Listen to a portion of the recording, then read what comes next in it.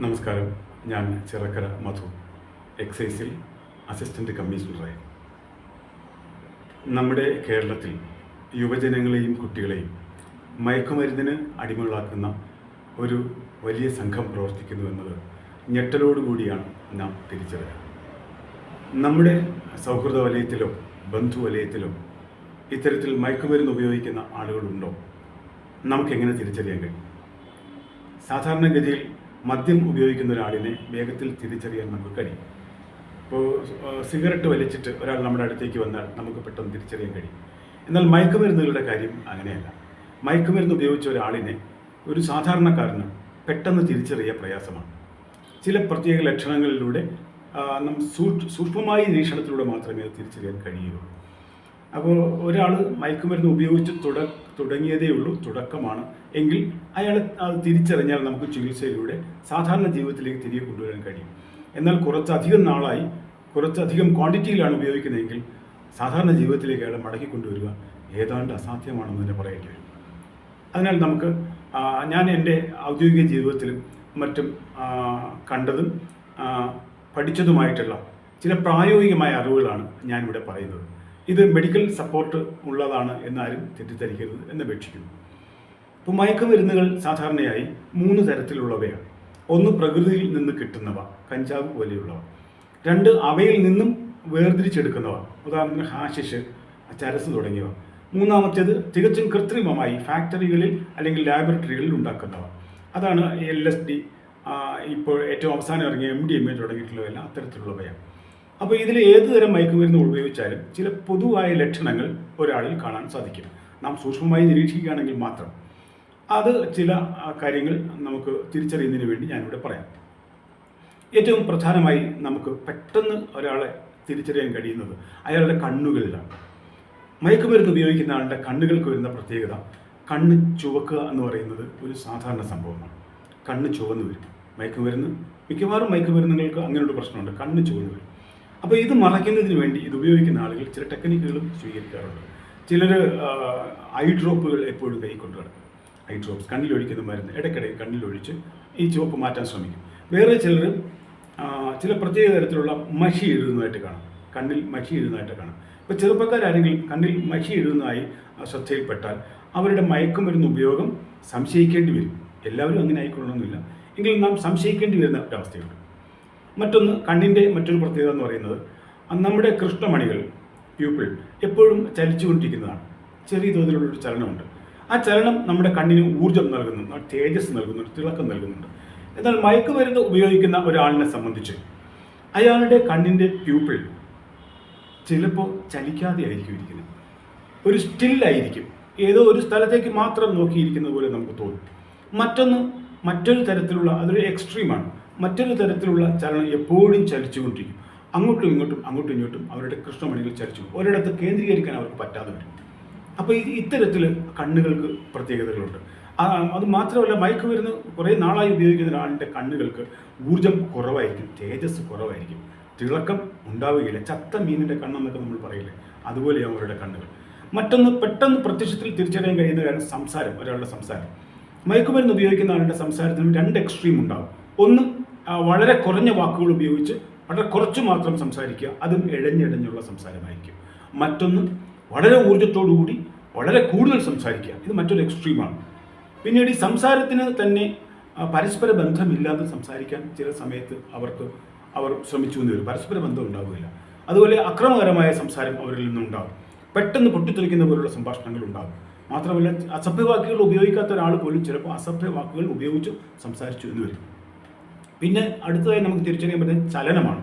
ചലനത്തിലെ പ്രത്യേകത എന്ന് പറയുന്നത്, ഒരാൾ നടന്നു പോകുമ്പോൾ വീട് പോകുമോ എന്ന് തോന്നുന്ന രീതിയിലുള്ള ചലനം ചിലർക്കുണ്ടാകും. അത് ഒരു എക്സ്ട്രീമാണ്.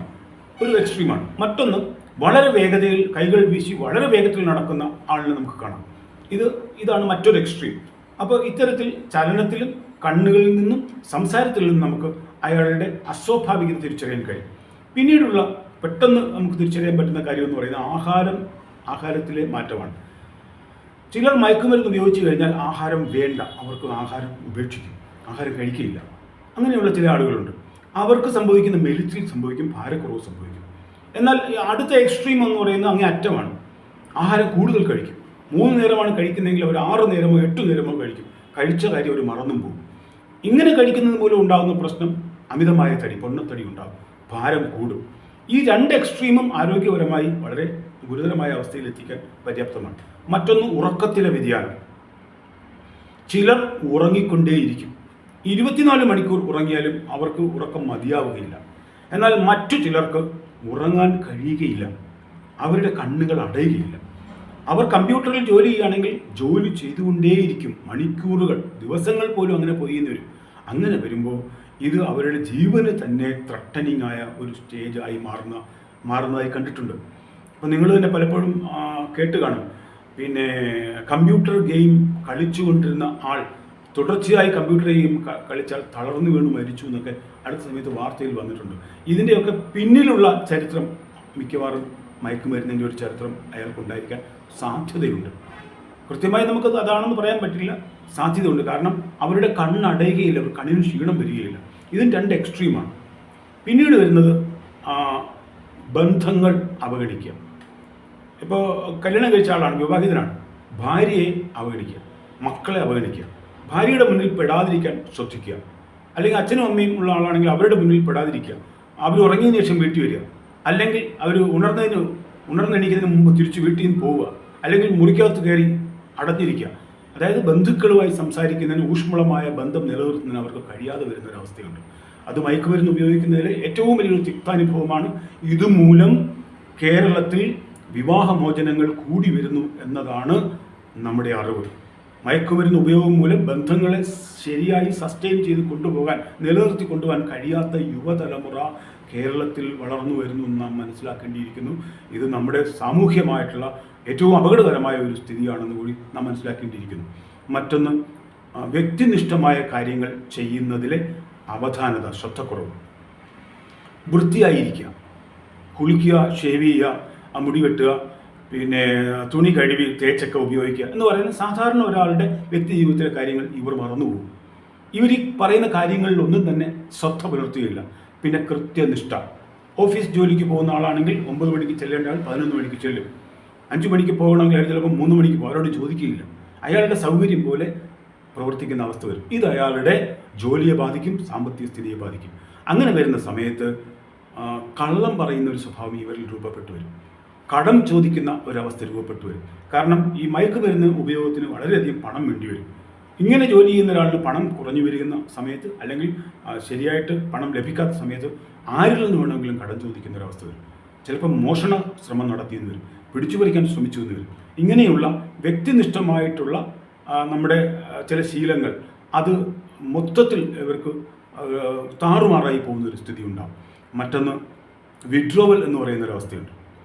മദ്യമോ ലഹരി മരുന്നുകളോ ഉപയോഗിക്കുന്ന ഒരാളിനെ സംബന്ധിച്ച് കൃത്യമായ ഇടവേളകളിൽ ഇത് കഴിച്ചുകൊണ്ടിരുന്നില്ലെങ്കിൽ അയാളുടെ തലച്ചോറിന് വരുന്ന ഒരു സാങ്കേതിക പ്രശ്നമുണ്ട്. ആ പ്രശ്നം മൂലം ഇയാളുടെ പെരുമാറ്റത്തിലും അയാളുടെ ശാരീരികമായ അവസ്ഥകളിലും മാനസിക അവസ്ഥകളിലും വരുന്ന പെട്ടെന്നുണ്ടാകുന്ന ഒരു വ്യതിയാനം, ഇതാണ് വിഡ്രോവൽ എന്നതുകൊണ്ട് ഉദ്ദേശിക്കുന്നത്.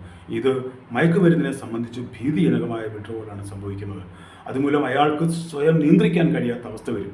അപ്പോൾ മയക്കുമരുന്നിന് പണം കിട്ടണം, മയക്കുമരുന്ന് കിട്ടണം, ഇല്ലെങ്കിൽ ആരാണ് മുന്നിൽ നിൽക്കുന്നതെന്ന് അയാൾ തിരിച്ചറിയുകയില്ല. അമ്മയോ അച്ഛനോ ഭാര്യയോ മക്കളോ ബന്ധുക്കളോ എന്നുള്ള യാതൊരു നോട്ടുമായിക്കൊണ്ടാവില്ല. അവരെ ആക്രമിക്കാൻ ശ്രമിച്ചു എന്ന് വരും.